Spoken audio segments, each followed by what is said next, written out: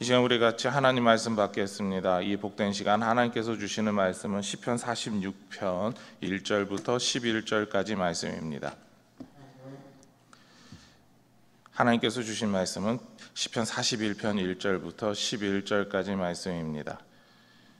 하나님은 우리의 피난처라는 제목으로 같이 하나님 말씀 받겠습니다. 시편 46편 1절부터 11절까지 같이 교독하도록 하시겠습니다. 제가 먼저 읽겠습니다. 하나님은 우리의 피난처시요 힘이시니 환난 중에 만날 큰 도움이시라. 그러므로 땅이 변하든지 산이 흔들려 바다 가운데에 빠지든지 바닷물이 솟아나고 뛰놀든지 그것이 넘침으로 산이 흔들릴지라도 우리는 두려워하지 아니하리로다. 셀라.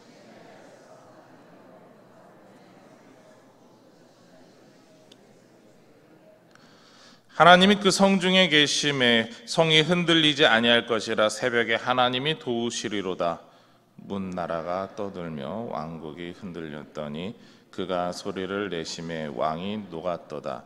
만군의 여호와께서 우리와 함께 하시니 야곱의 하나님은 우리의 피난처시로다. 그래서 여호와의 행적을 볼지어다. 그가 땅을 황무지로 만드셨도다.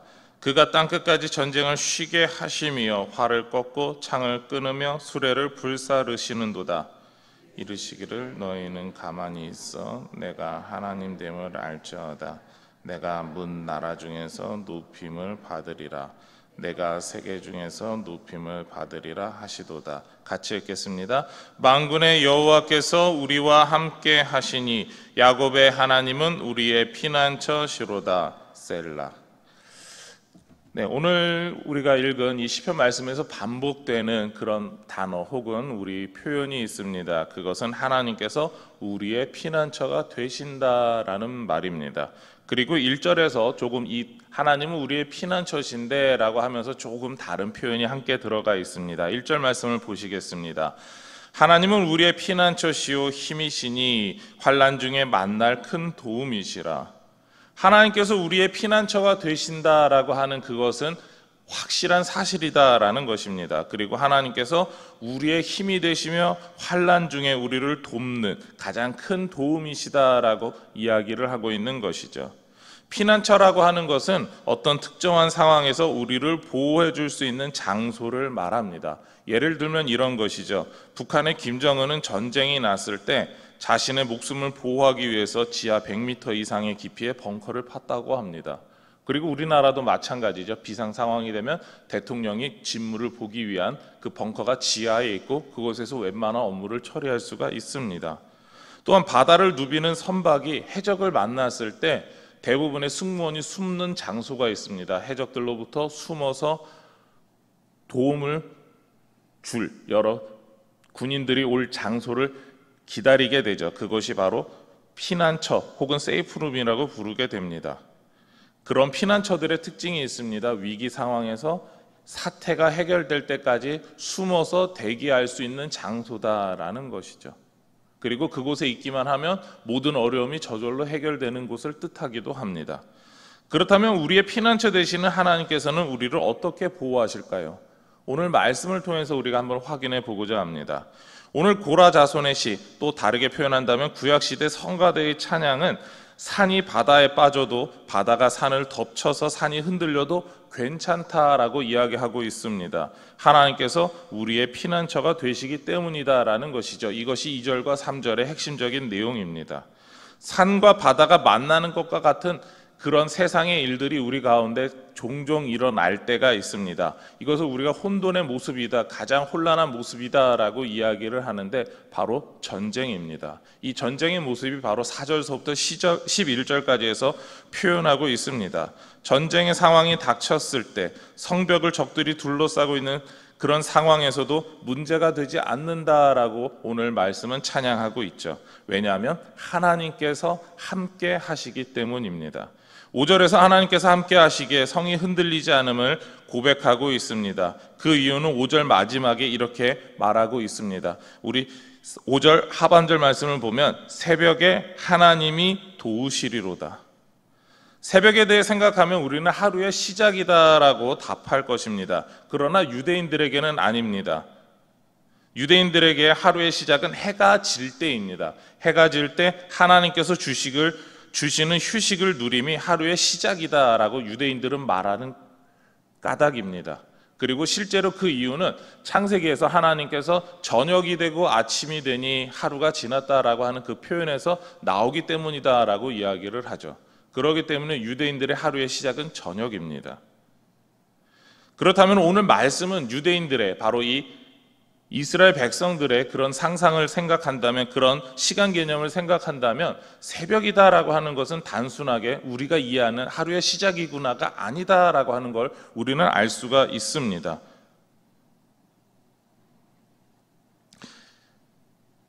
우리는 새벽에 대해서 이런 면을 생각해야 됩니다. 먼저 빛이 희미하게 드러나는 시기다라는 것이죠. 우리 해가 떠오르면서 빛이 날 때 우리는 어떻게 합니까? 일을 시작하게 된다라고 하는 것을 깨닫게 됩니다. 바로 새벽이다라고 하는 것은 일이 시작되는 때를 의미합니다. 또한 이런 의미도 있습니다. 빛은 하나님의 능력이 나타나는 상징입니다. 빛이 작게 나타나지만 본격적으로 빛이 좌우하는 시간이 된다라는 것이죠. 하루의 대다수의 시간을, 빛이 빛나는 그 시간 동안에 우리는 일을 하게 됩니다. 그래서 새벽이다라고 하는 말은 이것이 합쳐져서 이해할 수가 있습니다. 하나님의 빛이 나타나서 일을 시작하게 되는 시간이다라는 것이죠. 그 새벽이다라고 하는 것이 우리의 물리적인 새벽일 수도 있습니다. 그러니까 우리가 시작하는 바로 이 어스름한 이 시간대를 이야기할 수도 있습니다. 동시에 하나님께서 일을 하시기 시작한다면, 하나님이 일을 시작하는 그때가 된다면 모든 것이 종료가 된다라고 하는 그런 의미에서 새벽이라고 말할 수가 있다라는 것입니다. 우리의 피난처이신 하나님께서 하나님의 은혜의 빛을 발하시기만 한다면 모든 것이 종료되고 정리가 된다라고 하는 고백을 바로 이 46편 5절에서 이야기하고 있는 것입니다.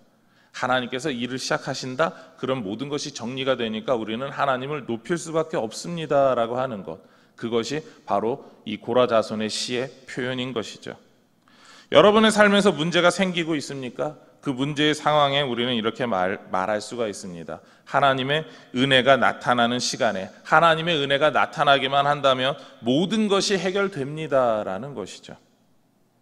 우리의 피난처이신 하나님께서 우리에게 문제가 생길 때, 우리에게 은혜의 빛을 비춰주실 때 해결된다라고 하는 이야기를 할 때 우리는 무엇을 해야 된다라고 이야기하겠습니까? 우리는 하나님 앞에 우리의 문제를 가지고 하나님 앞에 나아가서 기도하면 됩니다라는 이야기를 하게 됩니다. 여러분에게 문제가 있으십니까? 그럼 여러분이 해야 될 일은 무엇입니까? 그 문제 때문에 어려워하고 힘들어하고 좌절하거나 낙망하는 것이 아닙니다. 우리는 하나님 앞에 그 문제를 가지고 나와서 하나님께 기도하는 겁니다. 그것이 우리가 해야 할 일이다라는 것이죠. 이렇게 새벽빛과 같이 은혜의 빛을 비춰주시는 그 주님 앞에 나오시기를 소망합니다. 또한 우리의 피난처 되시는 하나님께서는 전쟁 자체를 끝내시는 분이기도 합니다. 온 세상을 혼란케 하고 혼돈케 하는 그 전쟁 자체를 끝낸다라고 하는 표현이 계속해서 오늘 말씀에서 나오고 있습니다. 그리고 그렇게 전쟁을 끝나게 되는 모습을 통해서 하나님께서 드러내시는 모습이 있습니다. 바로 10절인데요. 우리 10절 말씀을 같이 읽겠습니다. 시작. 이르시기를 너희는 가만히 있어 내가 하나님됨을 알지어다. 내가 문 나라 중에서 높임을 받으리라. 내가 세계 중에서 높임을 받으리라 하시도다.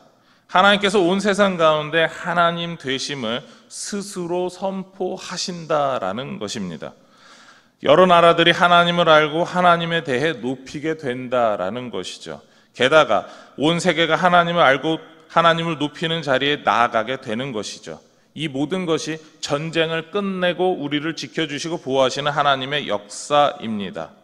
사람들이 생각하기에 불가능했던 그 전쟁을 막고 끝내는 일, 전쟁 자체가 끝나는 그 모든 것 자체가 기적입니다. 우리는 실제로 1년 이상 지속되고 있는 전쟁을 하나 보고 있습니다. 러시아와 우크라이나의 전쟁이 어느 한쪽이 일방적으로 이길 줄 알았습니다. 국력이 센 러시아가 이길 줄 알았습니다. 혹은 그래도 우크라이나를 상대로 미국이 도와주고 여러 유럽의 국가들이 도와주니까 혹은 그쪽이 좀 어느 정도 강력한 힘을 발휘해서 한쪽이 이길 줄 알았습니다. 그런데 현재 상황은 어떻습니까? 1년 넘게 전선이 한쪽으로 밀렸다가 다시 한쪽으로 좀 밀려가다가 이런 상황을 이어가고 있을 뿐입니다. 이것도 급하게 반복적으로 빠르게 일어난 것이 아니라 그냥 지난 1년 이상의 시간이 흘러서 그냥 그렇게 일이 진행됐을 뿐입니다. 그리고 나서 사람들은 많이 이야기를 하죠. 전쟁이 빨리 끝났으면 좋겠다. 우리 일이 아닌데도, 우리가 직접 겪고 있는 일이 아닌데도 저 전쟁을 겪고 있는 러시아 사람들, 우크라이나 사람들, 그리고 전쟁에 참전한 그 많은 사람들 서로가 힘들겠다라고 하면서 우리는 그 전쟁이 어서 끝나기를 바라고 있습니다.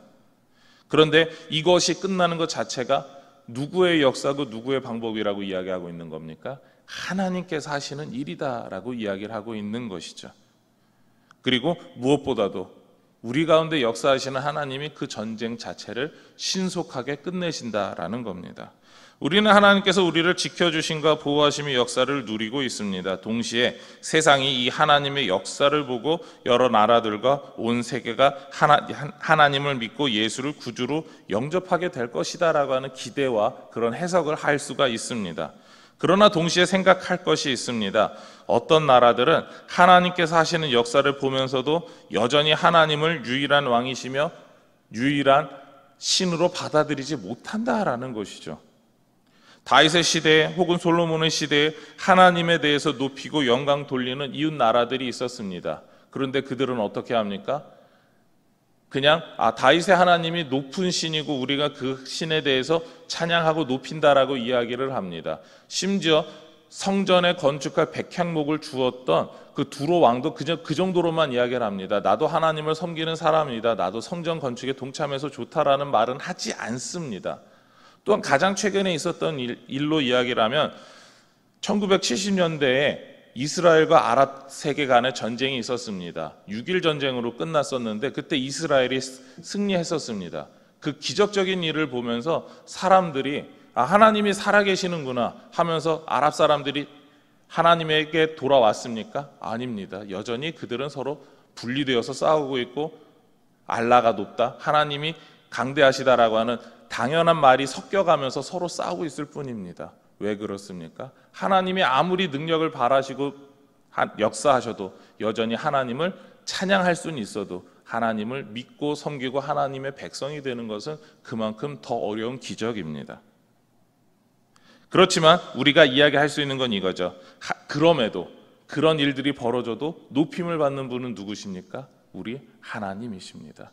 그 하나님이 개입하시니까 이렇게 되는구나. 우리가 그 하나님 때문에라도 저들을 함부로 건드려서는 안 되는구나. 그 정도는 알게 된다라고 하는 것이고 그것을 통해서 하나님을 높이게 되는 것이죠. 저 하나님이 전쟁에 개입하시기만 하면, 저 하나님이 우리 역사에 개입하시기만 하면 모든 것이 정리가 되고 그리고 진정한 피난처가 되시는구나에 대해서 알게 된다라는 것입니다. 오늘 말씀은 하나님께서 우리의 피난처라고 말하고 있습니다. 우리를 위해 일하시고 역사하시는 분이다라는 것이죠. 전쟁이라고 하는 가장 혼란스러운 그때조차도 하나님의 백성인 우리를 해치지 못한다라고 말씀하고 있습니다. 그렇게 하나님 앞에서 찬양하고 있는 것이죠. 하나님께서 우리의 피난처가 되시는 이러한 모습을 통해서 세계 여러 나라와 민족들이 하나님을 알고 높이게 됩니다. 우리의 하나님께서 우리를 완벽하게 지켜주시고 보호하시는 피난처가 되십니다. 여러분들이 피할 것이 필요하거나 피할 상황에 놓여 계십니까? 여러 가지 문제 가운데 직면하여서 그 문제가 해결되지 않음으로 인하여서 답답함을 느끼고 계십니까? 그때 우리의 피난처이신 하나님 앞에 나오시기를 바랍니다. 그 하나님이 우리에게 역사를 베풀어 주시면서 진정한 피난처의 역사, 그 새벽에 오는 것과 같이 하나님의 은혜의 빛이 비추기만 하면 모든 문제가 해결될 것이기 때문입니다. 그리고 그것을 통해서 많은 사람들이 진정한 피난처이신 하나님이 있는 저 사람을 우리는 건들지 못한다. 저 사람에게 우리는 해코지할 수 없다. 하나님이 역사하면 우리의 모든 것이 끝나기 때문이다라고 하는 그런 상황에 놓이게 될 것입니다. 우리는 그 하나님 앞에 나아가야 됩니다. 그리고 하나님 앞에 기도해야 합니다. 우리의 모든 것 하나님만이 해결해 주실 수 있기 때문입니다. 오늘 하루도 그 하나님의 은혜의 역사를 경험하는, 그리고 또한 날마다 하나님을 높여드리는 그 자리에 함께 서 있는 저와 여러분이 되기를 소망하며 축원합니다. 이 시간 우리 같이 화면을 보시면서 오늘 기도의 제목 같이 읽도록 하시겠습니다. 우리의 진정한 피난처이신 하나님께 온전히 의지하게 하옵소서. 우리의 피난처이신 하나님을 의지하는 모습을 통해 온 세상에 하나님의 이름이 높여지게 하옵소서. 기도하시겠습니다.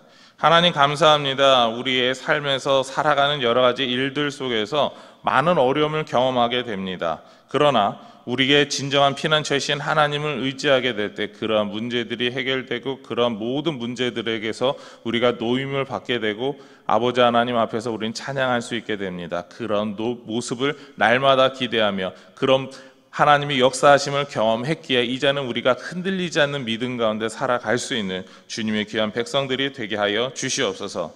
또한 우리의 진정한 피난처이신 하나님을 의지하는 모습을 통해서 세상 가운데 주님의 이름이 높아지게 하여 주옵시고 무엇보다도 하나님의 이름이 선포되는 가운데 하나님께 영광 돌리게 하여 주시옵소서.